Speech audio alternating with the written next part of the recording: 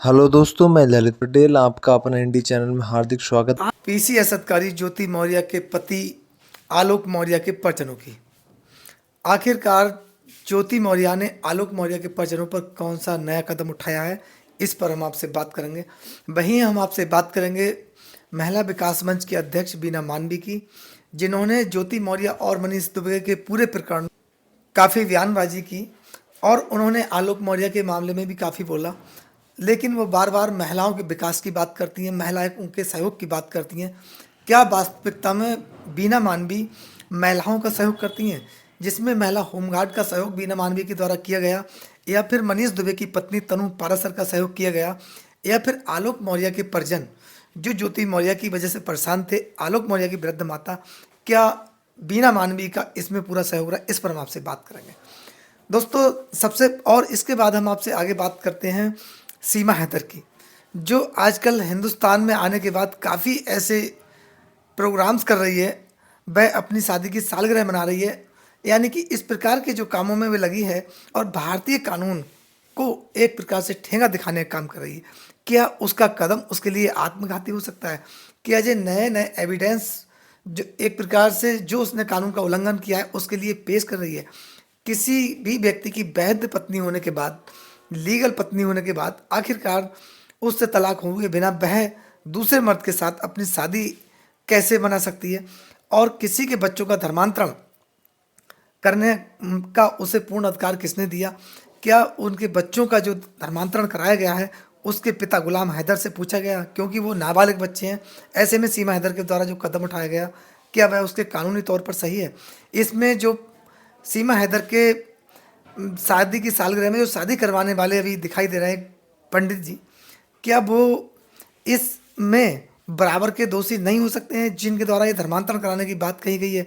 इस पर हम आपसे बात करेंगे दोस्तों। सबसे पहले हम आपसे बात करते हैं कि सीमा हैदर आखिरकार बार बार इस प्रकार का आडंबर करने में आखिर क्यों लगी है? क्या उसे कानून का डर है? वास्तविकता में उसे पता है कि मैं इस प्रकार के अगर आडंबर नहीं करूंगी मेरे खिलाफ कार्रवाई होगी?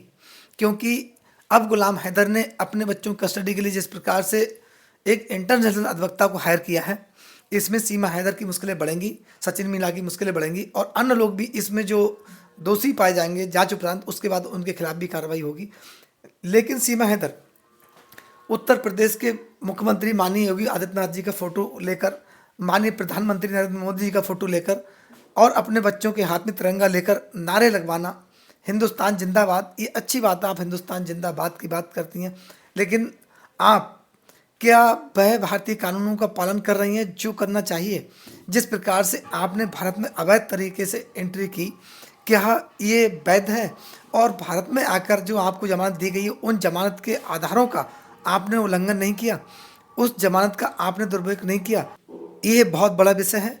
इसमें सीमा हैदर आखिरकार बार बार हिंदुस्तान के बारे में, माननीय योगी आदित्यनाथ मुख्यमंत्री जी के बारे में बोलना, माननीय प्रधानमंत्री जी के बारे में बोलना, और बार बार अपने एक भाई जो एपी सिंह जी का नाम लेती है दोस्तों, कि एपी सिंह जी को भारतीय संसद में भेजना है, एपी सिंह जी ये हैं, तमाम इस प्रकार के बयानबाजी उनके रहते हैं ये। लेकिन इसको सोशल मीडिया पे डालना, सोशल मीडिया पे बात करना और अपने आप को सच्चा हिंदुस्तानी बताने का प्रयास करना, आखिरकार इसके पीछे क्या भारतीय संस्कृति को मानना सीमा हैदर की स्वयं दिल की इच्छा है, या फिर सीमा हैदर का ये डर है?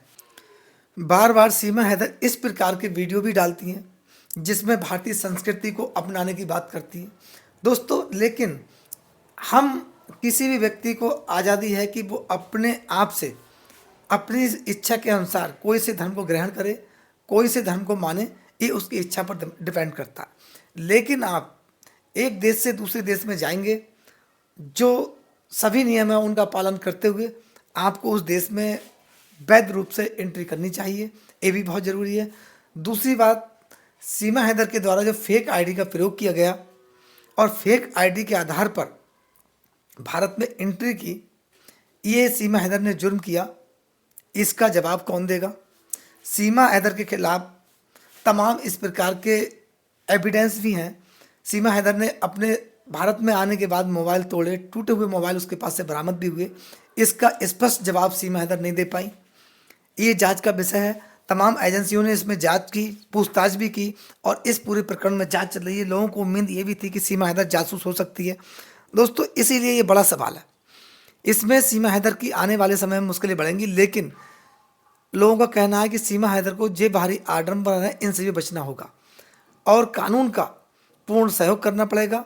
जो कानूनी प्रक्रिया है उसका पालन करना पड़ेगा और जमानत के आधार हैं उनका भी दुरुपयोग करने से सीमा हैदर को बचना चाहिए, ऐसा कानूनी जानकारों का कहना है।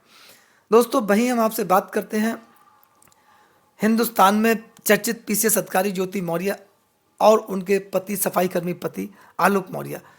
आलोक मौर्य और ज्योति मौर्य के प्रकरण में महिला विकास मंच के अध्यक्ष बीना मानवी का काफ़ी रोल रहा और बड़ा रोल रहा। उन्होंने बार बार बयान भी दिए, लेकिन बीना मानवी महिलाओं की सपोर्ट करने की हमेशा बात कहती हैं। बीना मानवी के द्वारा महिलाओं को कानूनी तौर पर न्याय दिलवाने में प्रयास करने की बात करती हैं। उन्होंने तमाम इस प्रकार के उनके बयान रहे कि वह इस पूरे प्रकरण में निष्पक्षता से बात कर रही हैं, लेकिन लोगों को इस प्रश्न का जवाब उन्हें आज तक नहीं मिला कि बीना मानवी के द्वारा मनीष दुबे को आखिरकार किस आधार पर क्लीन चिट दी गई। जबकि मनीष दुबे के खिलाफ महिला होमगार्ड ने जो शिकायत की थी, अन्य होमगार्ड्स ने भी शिकायत की थी, महिलाओं ने शिकायत की थी, उसमें मनीष दुबे के खिलाफ जब जांच हुई और वह दोषी पाए गए, उनके खिलाफ एक्शन हुआ, सस्पेंड कर दिया गया और पद से हटा दिया गया। दोस्तों, लेकिन बीना मानवी की नज़र में मनीष दुबे पाक साफ स्वच्छ व्यक्ति। आखिर इस प्रकार का दोहरा रवैया कैसा हो सकता है, इसकी उम्मीद नहीं, क्योंकि वह तनु पाराशर के मामले में एक बार भी नहीं बोली। ज्योति मौर्य की सपोर्ट करती हुई नजर आई, लेकिन तनु पाराशर की सपोर्ट करने से पीछे हटाया अपने आप को। वहीं आलोक मौर्य की वृद्ध माता, उनके बारे में एक शब्द भी नहीं बोला कि ज्योति मौर्य के द्वारा उनके खिलाफ गलत मुकदमे लिखवाए गए हैं।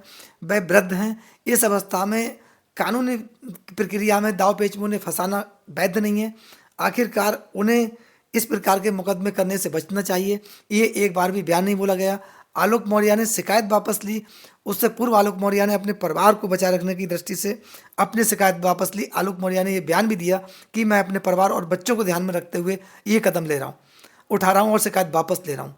लेकिन कुछ लोगों का यहाँ पर यह कहना है कि आलोक मौर्य को भरोसे में लिया गया कि आप अपनी शिकायत वापस लो, उसके बाद आपके और आपके परिवारजनों के खिलाफ जो मुकदमे हैं वह ज्योति मौर्य वापस लेंगी, तलाक का मुकदमा वापस लेंगी।